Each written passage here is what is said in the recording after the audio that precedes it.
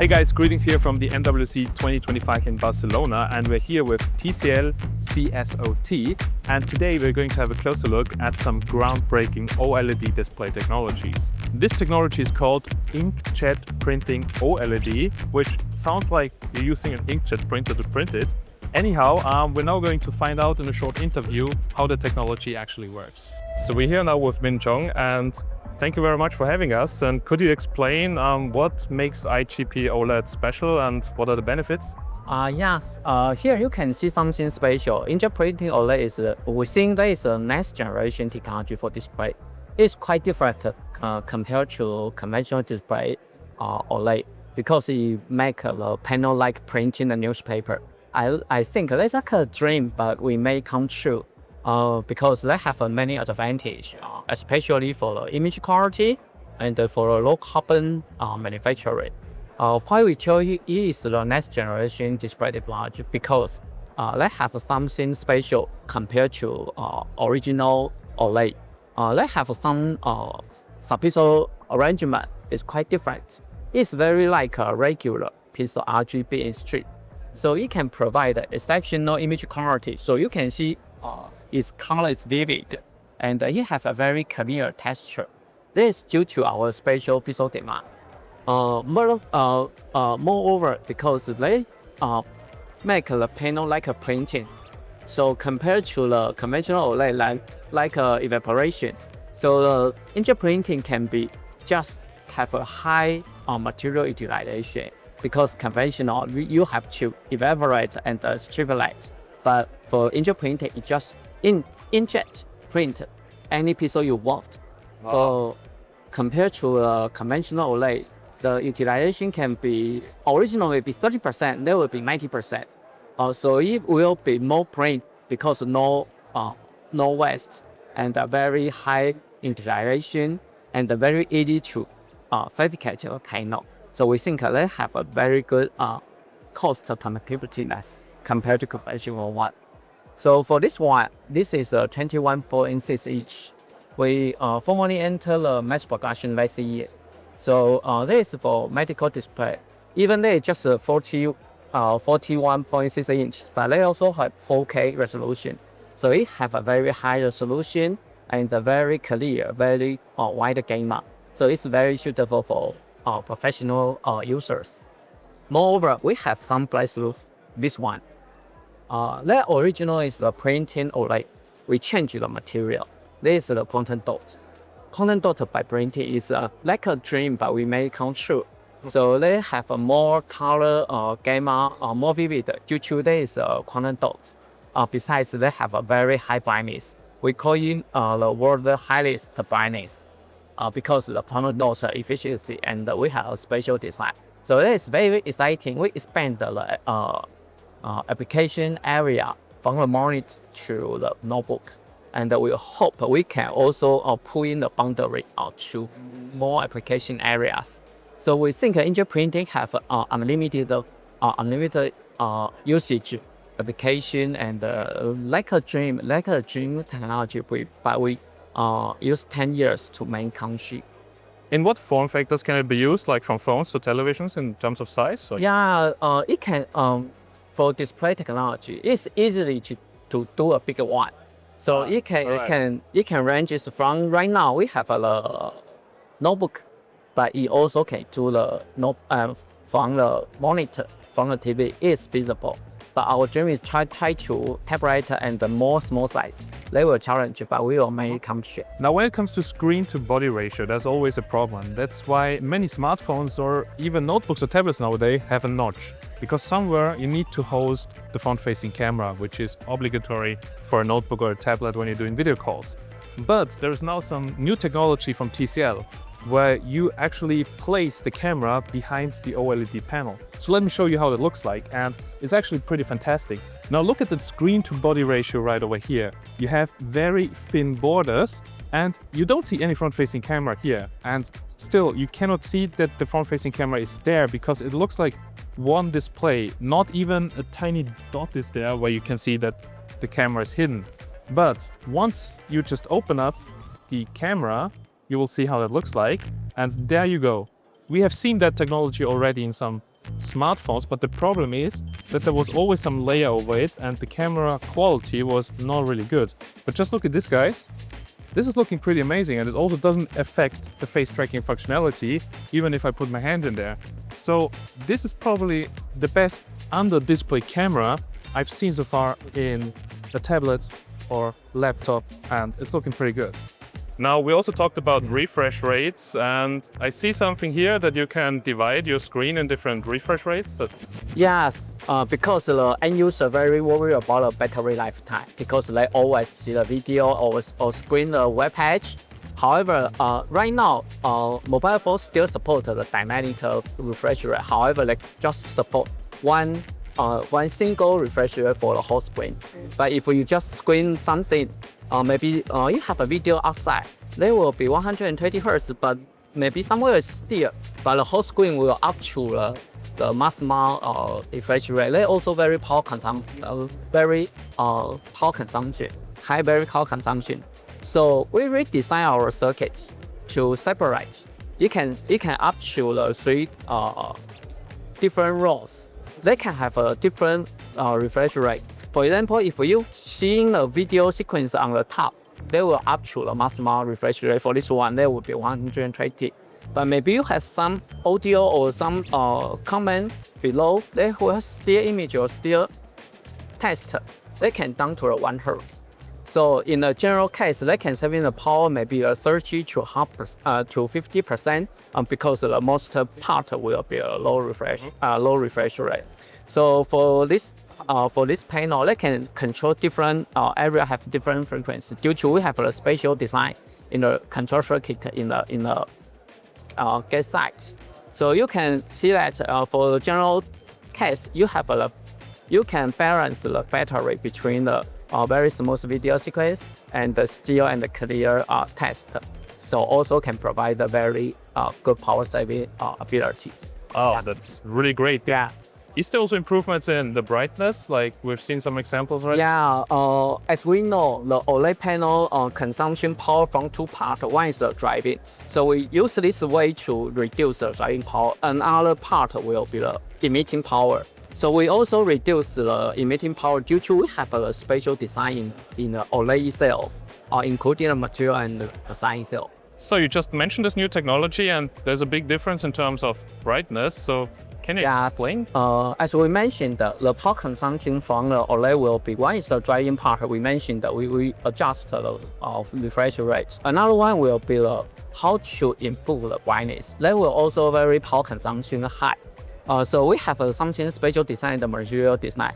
This is the conventional one. This is we call the tandem and the polaris. What is the tandem? Tandem means we stack the OLED. So conventional OLED structure will be a substrate to support the OLED, and we do the OLED emitting layer and do the protection. There is a transparent protection. They will be power consumption in the we call the EL emitting layer.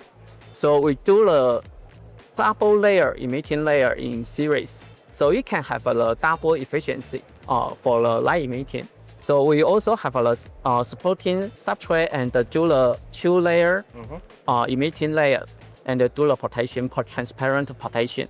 So it can result in a very good efficiency in the light emitting. So for example, we have the same power consumption. They can have almost double the brightness. For example, if you use your phone outdoor, you can boost the brightness to 5,000, very high. But if you go into the house, indoor application, you can reduce the brightness as the same conventional one and saving almost 50% power. So you can make your mobile phone have a longer lifetime in the battery. Yeah. That sounds great. Yeah. Now, have you ever noticed that on some smartphones, when you're wearing sunglasses, especially polarized sunglasses, that the screen gets getting dull or you cannot see anything on the screen? Well, let me show you something right over here. Now, what you can see here is a traditional screen, and if you're wearing sunglasses, as you can see from some angles, the screen turns really dark and dim and you cannot see anything. Now, TCL has some improved screen, which you can see right over here with circular polarization technology. And we have here the same glasses, and as you can see, there's just a minimal effect on the screen. So it doesn't matter from which side you're looking at, even wearing polarized glasses, and those are very strong polarized glasses, the screen is looking great and the visibility is looking great. So especially for phones or even some devices that you are using outdoors, like also camera monitors, which we are using, that technology is great. Now there's also another display technology, actually it's more like a coating technology, like on the top layer, and let's check this out. Now this is called the MWC Bionic technology, and if you have a closer look at this comparison right over here, now on the right side we have a display with the MWC Bionic technology, on the left side we have a conventional display. What you can see here, for instance, even like before, we have seen if you're wearing sunglasses with a polarizer, on this display here, there's absolutely no problem. But on the other display, depending on the angle, it turns dark and you cannot see anything. So especially when you're using that tablet outside or even with sunglasses, it's performing much better. And also the display that TCL is using in this one is a really bright one. For instance here, that display is capable of 600 nits of brightness, with also DCI-P3 color gamut bigger than 99%. And also if you check this out, it has a refresh rate from 30 up to 144 Hz. So even for gaming tablets, this also truly makes sense. Now, especially for virtual reality for glasses, you need displays that have a very high resolution and many pixels per inch. And I heard there's some new technology, and can you explain that a little bit? Yeah, because CSOT is a company provide the display solution. So from the very small size, maybe 1 inch to maybe 150 inch TV panel, we can provide. Actually, the high challenge will be the virtual reality, because the virtual reality display is very close to our eye. Yes. So you are very sensitive to the pixel itself. So for this one, there is the highest world highest PPI for mass production. They will up to the 1,500 pixel per inch. That is very wonderful. For conventional TV, maybe just 100. That's almost 15 times than conventional TV. So they have a very challenging in design, because they have they require very high transmittance, because the pixel is very small. That is blocking the light from the backlight. So we have a special design and leverage with our advanced manufacturing, because the accuracy about alignment is very difficult. So leverage with our design and advanced manufacturing, we announced the 1,500 pixel per inch into the mass production. That is the one co-op with our customer. That is a real product with our customer, the Vagio. You can try this one. They have a very good immersive experience.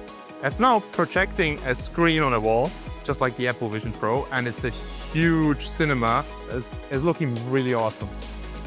They're also good, but in terms of like real sharpness and colors and black levels and details, this looks fantastic. I really can't wait for those displays to actually hit the glasses. 4K per 2 eyes, 8K 2 eyes. Wow.